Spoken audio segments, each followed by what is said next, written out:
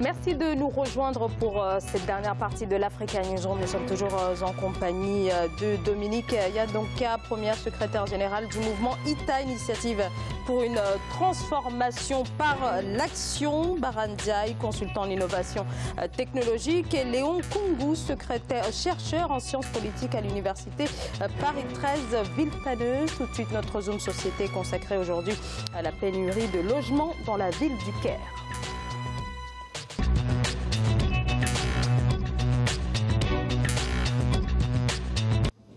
Capitale égyptienne aux 20 millions d'habitants. La démographie prend plus que jamais des allures de bombe à retardement et c'est précisément le cas sur le plan du logement aidé. C'est précisément donc le cas pour le logement. Des logements, il en manque avec 50 000 habitants au kilomètre carré. La capitale est au bord de l'asphyxie. Pour y faire face, certains acteurs de l'immobilier se sont lancés dans la restauration de vieilles bâtisses. Aïssatou Diamanka-Bellon nous en dit un peu plus.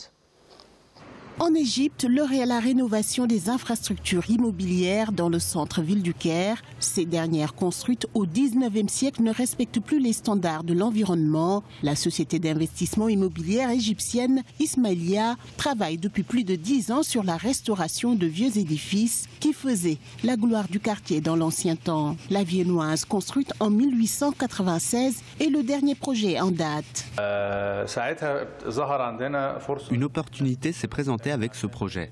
Les bâtiments du centre-ville ont une architecture différente des bâtiments modernes. Ils sont construits avec de la pierre et des bois naturels. Nous voulons augmenter leur efficacité en utilisant des fenêtres à double vitrage et des climatiseurs à débit variable respectueux de l'environnement qui réduisent la consommation d'énergie.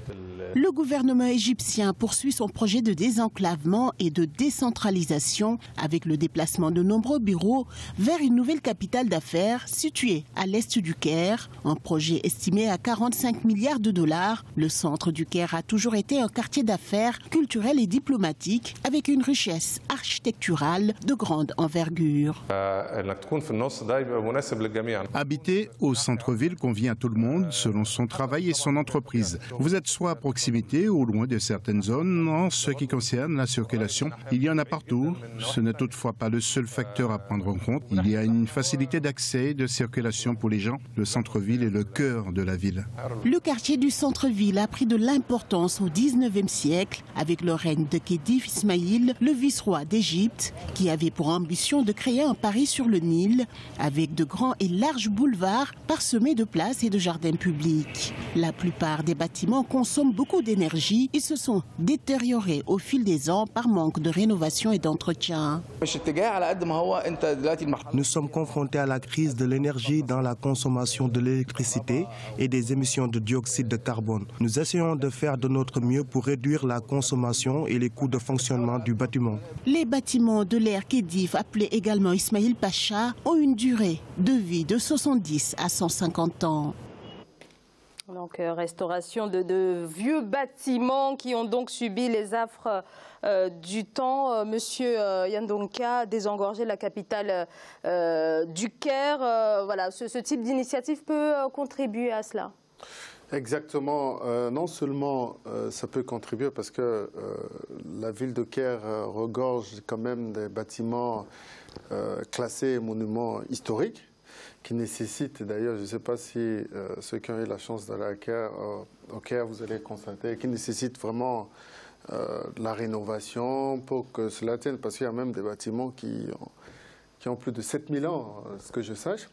Mais malgré ça, il faut aussi prendre en compte la démographie de la ville. C'est quand même une ville, une grande mégapole, plus de 20 millions d'habitants. Donc la demande au logement, non seulement pour ceux qui y résident, mais les touristes qui y vont régulièrement pour bénéficier, donc ne peut que accroître. Donc prendre d'abord des initiatives pour rénover des bâtiments qui sont plus ou moins en perte de vie pour les sauver afin de les faire occuper, c'est une très bonne initiative. Ça peut aussi faire baisser le taux de la demande, c'est-à-dire que ça va réduire parce qu'il y a plus de presque 800 000 logements par an, si si je n'abuse pas, de demandes de nouveaux logements par an. Donc ça, je pense que quand même que c'est une très bonne initiative et qu'il faut encourager et que ça pourrait aider le pays. Léon Koungou. Ce qui est quand même curieux avec l'Égypte, c'est que vous avez un pays dont la superficie est de l'ordre de plus d'1 million de kilomètres carrés. 95 millions d'habitants, mais sauf que les 95 millions d'Égyptiens occupent 5%, c'est-à-dire du territoire national. Cela veut dire qu'il y a donc des poches, c'est-à-dire de concentration, c'est-à-dire des populations. Mais pourquoi cela ? Tout simplement parce que les gens habitent dans des lieux où il convient d'appeler des bassins d'emploi.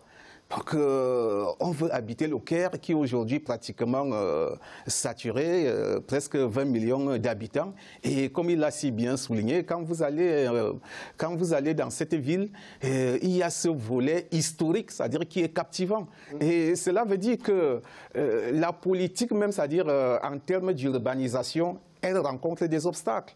Parce que vous le savez très bien, à Paris, vous pouvez rénover, mais sans toutefois changer fondamentalement le style haussmannien. Cela veut dire qu'on est limité dans son action. Donc, c'est aussi cela la difficulté qu'éprouve peut-être le gouvernement égyptien à apporter, je dirais, une réponse efficace, c'est-à-dire au problème du logement qui se pose avec acuité au Caire actuellement. Parce que la promiscuité, elle est visible, c'est-à-dire de ce côté.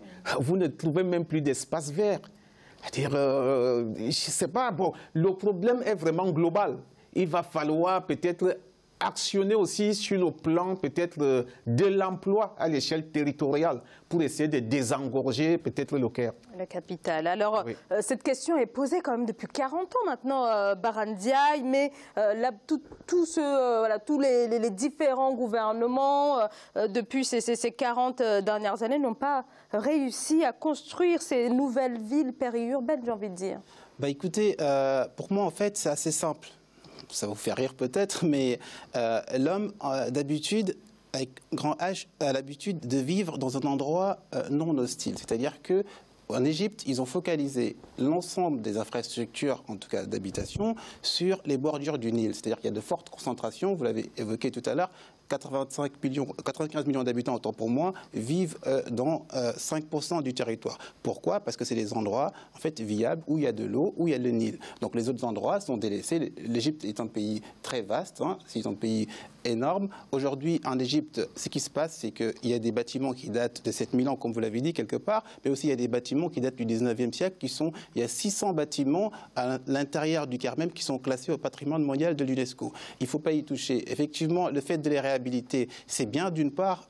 Pourquoi? Parce que ça permet de construire de nouveaux logements, de nouveaux bâtiments avec des produits et des matériaux innovants qui permettent d'économiser de l'énergie. Parce que le Caire aujourd'hui est bien sûr carrément surpeuplé et le Caire a besoin de recycler son énergie et a besoin de profiter de cette énergie pour l'utiliser autrement et ailleurs. Donc je suis tout à fait d'accord avec cette politique aujourd'hui qui consiste à réhabiliter ces logements et éventuellement créer sur la périphérie des logements sociaux pour en faire profiter.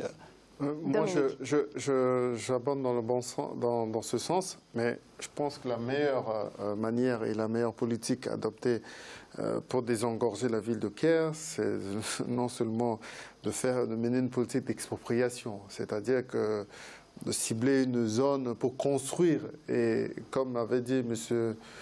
Koundou ici à côté, il faut désintéresser la ville de Caire parce que c'est le seul bassin où il y a beaucoup d'intérêts qui sont en jeu, mais il existe encore sur le territoire égyptien des terres qui sont peut-être productives, que ce soit en agriculture et autres, mais il faut trouver un moyen pour que cette population puisse être migrée sur cette nouvelle terre et puis créer des logements, parce que les logements anciens, bien entendu, on va finir de les rénover, mais la demande ne s'arrêtera pas, vous voyez ? Puisque là, il y a quand même une forte densité de 50 000 habitants par kilomètre carré. Et je crois que c'est énorme. Donc la solution, je crois qu'une politique d'expropriation du Caire à l'issue de cette initiative sera la bienvenue. Monsieur Léon Koungou. Je pense que en fait, la volonté politique, elle est déjà là. C'est une très bonne chose. parce que le gouvernement a des leviers. Vous aviez énoncé les prédécesseurs de du maréchal Sissi. Quelqu'un comme Sadat à son époque, il avait porté tout un projet, à savoir le Grand Caire, que Moubarak a repris. Mais ça n'a jamais fonctionné. Ça n'a jamais fonctionné. Cela veut dire quand même qu'il y a un cadre, il y a une réflexion. Et tous ces derniers temps, c'est-à-dire il y a eu, je dirais, des rencontres où l'on a notamment convié le secteur privé, en l'occurrence quelques opérateurs économiques français, mais aussi locaux, pour essayer de réfléchir, c'est-à-dire sur ce qu'il y a lieu de faire. Parce qu'il est question de créer les conditions de vie, je dirais, il faut que des gens vivent dans une grande capitale comme celle-là, c'est-à-dire dans des conditions assez convenables, ce qui n'est plus le cas aujourd'hui.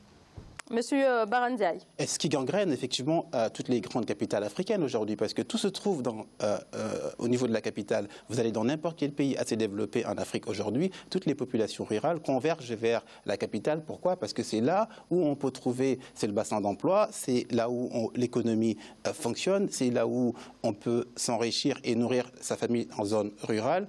C'est exactement comme ça que ça se passe. Je pense que nos gouvernements, aujourd'hui, la plupart des gouvernements doivent mener des politiques réelles de décentralisation. C'est-à-dire que tout ce qui est administratif dans certaines capitales, il faut les délocaliser et les mettre dans les périphéries, voire les régions avoisinantes. Si on commence comme ça, et bien sûr on réfléchit sur comment aménager le territoire pour que l'eau potable, qui est source de vie, puisse être acheminée dans certaines zones assez éloignées du territoire. Une fois que ça c'est fait, on viabilise certaines zones pour l'agriculture, c'est mon point de vue, et d'autre part, on peut pousser les entreprises à s'implémenter dans des zones en mettant en place une politique de zones franches qui fait que les entreprises s'installent dans certaines régions et du coup ça va permettre aux investisseurs étrangers, bien sûr, quand ils savent que le pays est stable, de venir investir dans les pays. La population sera dispersée au lieu de se concentrer dans ce qu'on appelle la capitale aujourd'hui. Donc une politique de décentralisation est la meilleure solution aujourd'hui pour résolver le problème de logement au Caire. Parce que si on regarde dans des grandes métropoles, principalement ici en France, il y a des zones dites franches, il y a des zones classifiées comme la ZUP et consorts. Tout ça, ce n'est pas anodin, c'est juste pour les ZRR. C'est-à-dire qu'à l'époque, il fut un temps, on faisait il y avait une politique de zone rurale revitalisée. Donc pour permettre aux gens qui ne pouvaient ni avoir accès, mais en mettant en place une politique incitative, que ce soit dans le cadre de l'emploi ou de la défiscalisation et autres. C'est-à-dire que si moi j'ai une entreprise, je vais aller m'installer dans une ville au Caire qui s'avère une ville désertique, mais étant donné qu'il y a des avantages fiscaux que je puisse en tirer, que je peux employer les gens, je paierai moins de charges sur des gens que j'aurais employés. Donc ça pourrait faire en sorte que la ville de Caire pourrait être désengorgée. Mais ça, ce n'est pas un truc qu'il faut faire à court terme. C'est un processus qui pourra durer un peu dans le temps. Donc il faut qu'il y ait une vision au moins de 20 ans pour se projeter et désengorger la ville de Caire. Merci beaucoup à tous les trois d'avoir participé à ce débat. Dominique Yandonka, je rappelle que vous êtes premier secrétaire du mouvement ITA, Initiative pour la transformation par l'action, donc un mouvement en Centrafrique, n'est-ce pas? Exactement, c'est un mouvement politique en République centrafricaine. Alors, monsieur Léon Koungou, merci à vous également. Je rappelle que vous êtes chercheur en sciences politiques à l'Université Paris 13, Villetaneuse. Barandiaï, un grand merci à vous également. Je rappelle que vous êtes consultant en innovation technologique. Et merci à vous, bien sûr, de nous avoir suivis. Merci de votre fidélité. Je vous retrouve demain. Très bonne soirée. Merci.